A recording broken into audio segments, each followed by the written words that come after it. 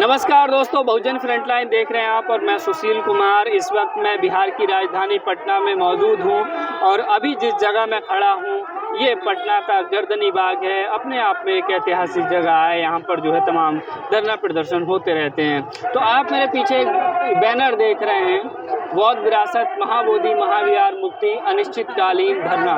तो ये आंदोलन आप देख रहे हैं कि लंबे समय से चल रहा है। महाबोधि विहार मुक्ति को लेकर के BTMC जो एक्ट है उसमें बदलाव को लेकर के, उसको दोबारा से बनाने को लेकर के। तो यहाँ दिल्ली में जो है पटना में जो है गर्दनी बाग में भी अनिश्चितकालीन धरना प्रदर्शन जो है यहाँ पर चल रहा था।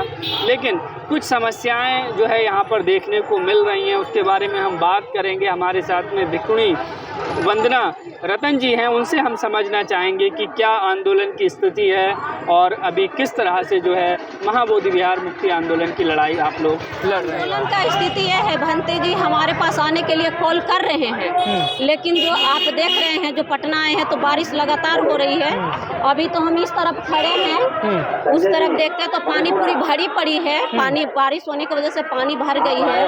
तो भंते जी आने के लिए तैयार है, लेकिन है क्या कि बारिश हो रही है, व्यवस्थाएं अच्छा नहीं है, ज़्यादा लोगों की यहाँ व्यवस्था नहीं है, तो हम ज़्यादा लोग को बुला नहीं रहे। अभी रोज हम लोग 3 लोग 4 लोग धरना पे रह रहे हैं और उतना ही से अभी हम चाहते हैं कि इस धरना को लंबा करें, है ना, डेट बढ़ाएं, ताकि एक दिन हम सरकार को बताएं कि हम इस गर्दनी बाग में 1-1.5 महीने से बैठे हैं और ये आपका जो सुशासन की सरकार है उसे आंखों से दिखाई नहीं दे रहा है कि एक भी खूनी रोड पर बैठी है। क्या ये खुला रोड है? दिखा दीजिए वीडियो में कि खुला रोड है, एक भी खूनी यहाँ पर अकेली बैठी है और उसका प्रशासन कैसा है जो वो देख नहीं पा रही है कि ये महिला क्या कर रही है। भाई क्या हम भिखमंगे नजर आ रहे हैं उसे?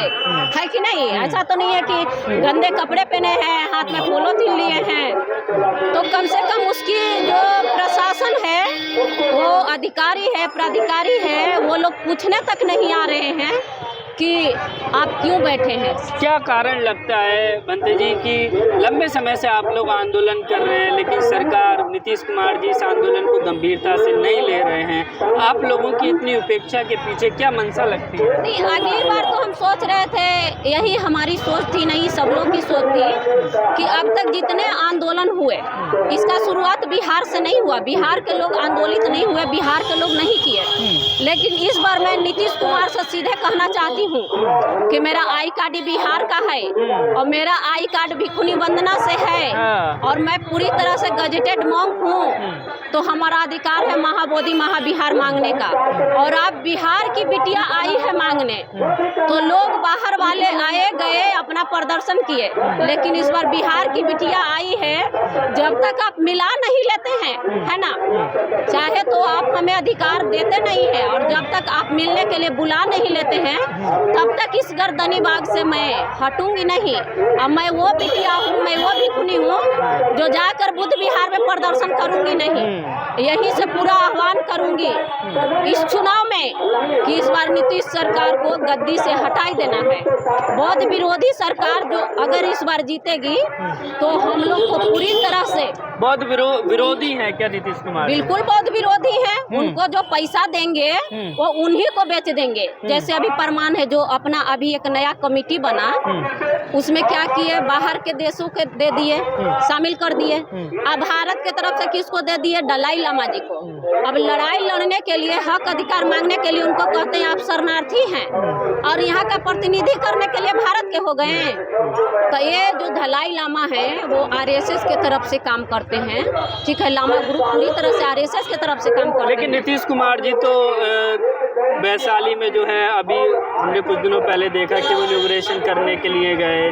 बोध गया में भी एक बड़ा जो है सांस्कृतिक केंद्र बना रखा है, तो कह रहे हैं कि बहुत काम कर रहे हैं बुद्धिज्म के लिए। नहीं समझे वो किस लिए कर रहे हैं? उनको हमारा संस्कारों से नहीं लेना देना है, उनको हमारे संस्कारों को बेच रहे हैं। अब विदेशी लोग आएंगे, उनको क्या पता है भारत का संस्कार कैसा है? लामा लोग जैसे आते हैं, उनको हमारे तरह थोड़ी उनका है, वो महायान से आते हैं, हम लोग हीनयान से आते हैं। तो हमारी बुद्धिज्म का जो ब्राह्मणीकरण है ना, वो महायान वाले ब्राह्मणीकरण करते हैं। ये जो हमारे RSS का जो टीम है वो पूरी तरह से ब्राह्मणीकरण कर देना चाहता है उसको, तो वो हमें मानेगा कि उनको मानेगा? इसलिए लेकिन आप आप लोगों को तो ये सवाल खड़े कर देते हैं कि ये तो बिहार के लोग हैं ही नहीं जो प्रोटेस्ट कर रहे हैं, यहाँ पर बाहर के लोग आके प्रोटेस्ट करते हैं। अब हमसे, मैं आई हूँ उनसे बोलने के लिए ना, मैं आधार कार्ड के साथ हूँ, ठीक है। अब वो हमसे बात करे और वो हमसे पूछे आकर के आई कार्ड मांगे, हमारा आई कार्ड भी अच्छा है। चलिए वो ठीक है आई कार्ड। ये बताइए कि बोधगया में आंदोलन चल रहा था काफ़ी मजबूती से, पूरा देश का जो केंद्र बना हुआ था बोधगया का धरना स्थल, लेकिन वो अब जो एक तरीके से जो बड़ी कमज़ोर स्थिति में नज़र आता है। पूरे देश भर में जगह जगह अब आंदोलन हो रहे हैं, आप यहाँ हैं, कुछ नागपुर में है, उत्तराखंड में, तो इस तरह से जो टुकड़ों में बट गया है ये आंदोलन, उससे क्या हम लड़ाई जीतेंगे? लड़ाई वो बटा नहीं है, वो आंदोलन वही है महाबोधि महाबिहार का। वो स्थिर पड़ गई थी धारणा, इसलिए धारणा को तेज करने के लिए सब लोग अलग अलग अब काम कर रहे हैं। काम करके हम लोग अलग अलग और इस मोमेंट को तेज करेंगे। वो महाबोधि महाबिहार एक व्यक्ति का नहीं ना है, वो थक गया तो दूसरा खड़ा होगा, वो थकेगा तो दूसरा खड़ा होगा, ये खत्म नहीं होगा। इस बार जो आंदोलन शुरू हुआ है, ये आंदोलन कलिंगम के समय से आ रहा है। ये जो आंदोलन इस बार बिहार से शुरू हुआ है, बिहार के जो भिखुनी शुरू की है, ये आंदोलन खत्म नहीं होगा। सुप्रीम कोर्ट से क्या उम्मीदें लग रही हैं? सुप्रीम कोर्ट में भी मामला चल रहा है। सुप्रीम कोर्ट से हमें कोई उम्मीद नहीं है, जब सरकार उनकी है।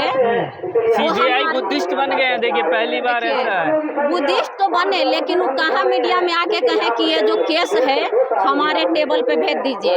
ये तो बहुत अच्छा है कि गवई साहब वहाँ सीजीआई बने हैं, बुद्धिस्ट बने हैं, तो हम चाहते हैं कि उनकी टेबल पर ये केस पहुँचे और वो अपना नाम रोशन कर दे इस केस को ख़त्म करने में। 1949 एक्ट को रद्द करके अपना एक स्वर्ण अक्षर में नाम लिखा ले कि गवई साहब के उपस्थिति में, है ना, पद रहते हुए उन्होंने 1949 एक्ट को पूरी तरह से ख़त्म कर दिया।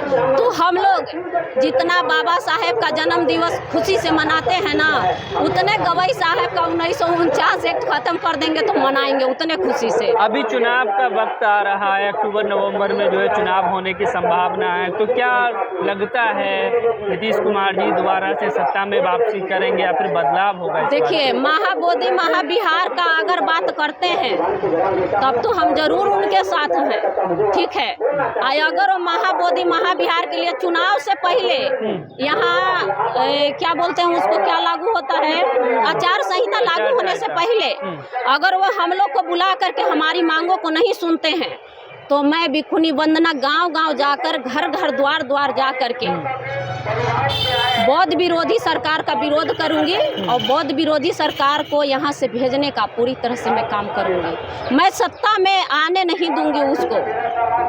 अभी मैं खड़ी हूँ, मैं यहाँ पे हूँ, अब मैं कहती हूँ कि इस बार नीतीश सरकार को सत्ता में मैं आने नहीं मोदी जी भी कोशिश में है, उनकी गठबंधन है तो पूरी ताकत लगा रहे हैं सरकार बनाने की। ताकत तो अभी लगाएंगे, लेकिन हमारे बिहार के जनता, जिस दिन उनकी स्वाभिमान जाग जाएगी बिहार की जनता की, उस दिन उनकी ताकत फेल हो जाएगी, ठीक है।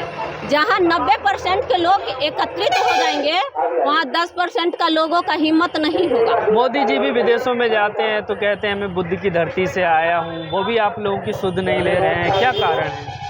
क्योंकि विदेशों में जाते हैं, वहाँ से पैसा लाना होता है, तो वहाँ से बोलते हैं और देखते हैं कि अब तो हम भारत को बेच ही रहे हैं, इतना कर्ज लदा है भारत के लोग, हमें क्या देगा, तो इनकी सूद लेने से क्या फ़ायदा। उनकी नज़रों में हम लोग के पास कुछ है नहीं, हम लोग बस एक चीवरधारी हैं, समझ गए, भिखमंगे बराबर उनके नज़रों में हैं। अब विदेश में जा कर के वो सबसे बड़े भिखमंगे हैं कि बुद्ध के नाम पर पे भीख मांग कर लाते हैं कि हम जाएंगे भारत में तो बुद्ध के लिए स्तूपा बनाएंगे, इतना हमें डोनेट कीजिए, इतना हेल्प कीजिए, और यहाँ स्तूपा बना करके उस पर पूरी तरह से मनवादी व्यवस्था जो 1949 है उसको पूरी तरह से मजबूत करने का काम करते हैं। चुनावों में जनता के पास एक मौका होता है अपनी शर्तें, अपनी मांगे सरकार से मनवाने का, तो अभी जिस तरह से चुनाव हो रहे हैं तो बौद्धिस्टों का जो ये मुद्दा है, क्या लगता है ये आंदोलन से कोई प्रभाव पड़ेगा चुनाव पर? बहुत प्रभाव पड़ेगा। सिर्फ हमारे बहुजन समाज को जागने की कमी है, और मैं फिर बोलती हूँ अपने दर्शकों से, अभी समय है, जाग जाओ, वरना फिर ये सरकार आपको धारणा करने का भी परमिशन नहीं देगी। जब बौद्ध विरोधी सरकार आएगी तो एक दिन धरना करने का भी परमिशन नहीं देगा। इसीलिए अभी हम कहते हैं अपने बहुजन समाज से कि अभी भी जाग जाइए, नहीं तो हम छोटे छोटे अपने मांगों के लिए अलग अलग धरना करते रहेंगे, सरकार कुछ नहीं सुनेगी। इसलिए जो महाबोधि महाबिहार का जो आंदोलन चला है, सभी 90% लोग आए, समर्थन करें और पूरा भरपूर पटना को बांटने का कोशिश करें और नीतीश को हिलाने का कोशिश करें। ठीक है, धन्यवाद। नमो बुद्धाय, जय भीम साथियों। तो देखिए भिकुनी वंदना जी से हम बात कर रहे थे और गर्दनी बाग में धरना स्थल पर बैठी हुई हैं अनिश्चितकालीन महाबोधि विहार मुक्ति के लिए। लेकिन जिस तरह से लंबे समय से हम देख रहे हैं कि सरकार के द्वारा उपेक्षा की जा रही है इस आंदोलन की, पीटीएमसी एक्ट में संशोधन की मांग की जा रही है, उस पर गंभीरता से विचार नहीं किया जा रहा है। अब कुछ ही समय बाद चुनाव भी है, तो ऐसे में ये देखना दिलचस्प होगा कि क्या नीतीश कुमार जी पर कुछ इस आंदोलन का प्रभाव पड़ता है। चुनाव क्योंकि एक बड़ा जो है एक पर्व भी होता है और जनता के लिए एक अवसर भी होता है कि इस माध्यम से जो है अपनी वो मांगे मनवाने का काम करते हैं। तो बौद्धिस्टों के आंदोलन को लेकर के क्या कुछ जो है इस चुनाव में रहने वाला है वो भी देखना होगा। लगातार आंदोलन जारी है, कई जगहों से आंदोलन चल रहा है। वंदना जी जो है पटना में गर्दनी बाग में जो है आंदोलन अनिश्चितकालीन आंदोलन पे बैठी हुई है। तो फिलहाल इस इंटरव्यू में सिर्फ इतना ही। आप लोगों की क्या राय कमेंट करके जरूर बताइएगा। चैनल पर अगर आप नए हैं तो प्लीज़ चैनल को सब्सक्राइब कीजिए, वीडियो को लाइक कीजिए, शेयर कीजिएगा। बहुत बहुत शुक्रिया, धन्यवाद।